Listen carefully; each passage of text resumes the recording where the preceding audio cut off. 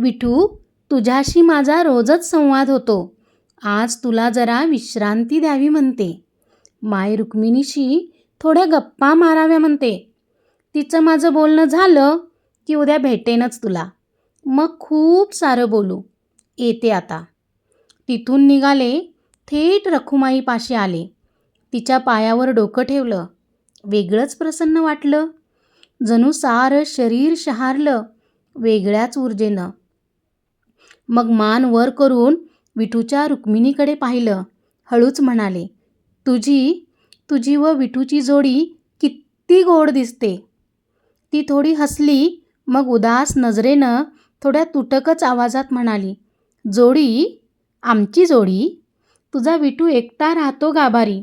दर एकादशीला आपल्या भक्तांना भेटतो. त्यांची गाराणी ऐकतो. त्यांच्या दुःखात दुःखी, सुखात सुखी होतो.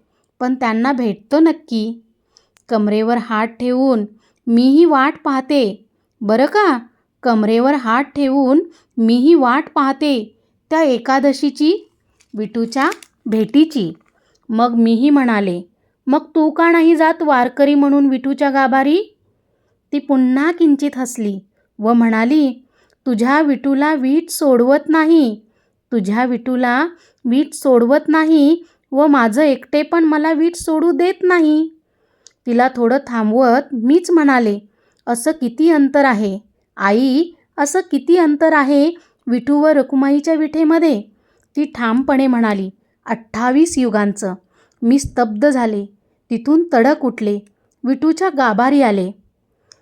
त्याच्या पायावर डोकं न ठेवता त्याच्याकडे जरा रोखूनच पाहिलं. हे विठूनही अचूक हेरलं. बोलून चालून विठूच तो. म्हणतो कसा, भेटलीस का माझ्या रखुमाईला? मीही म्हणाले, भेटले ना, पण रखुमाईला नाही, तिच्या 28 युगांच्या एकटेपणाला. गालात मिश्किल हसला. म्हणाला, अगं ती तर वामांगी. तिला कसलं आलं एकटेपण? माझ्या डाव्या अंगात विराजमान असणारी. तिच्यामुळे तर हृदय धडधडतंय युगेनयुगे. मी जरा अधिकार वाणीनेच म्हणाले, विठू, शब्दांचा खेळ नको.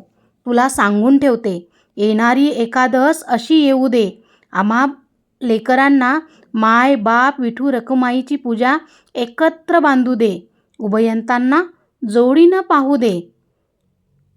बोलून चालून विठूच तो. म्हणतो कसा, दिल्या शब्दाचा मी धनी. या विठेवर जागा देणाऱ्या पुंडलिकाचा मी ऋणी. तुझ्या कोड्याचं उत्तर नको मला मागू. अशा किती एकादशी, अशी किती युगे जातील हे मी तुला कसं सांगू? प्रेमापेक्षा भक्ती जरा सरसच ठरली.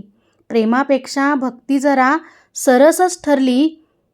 28 युगे गेली, पण एकादशीची ओढ नाही सरली. एकादशीची ओढ नाही सरली. जय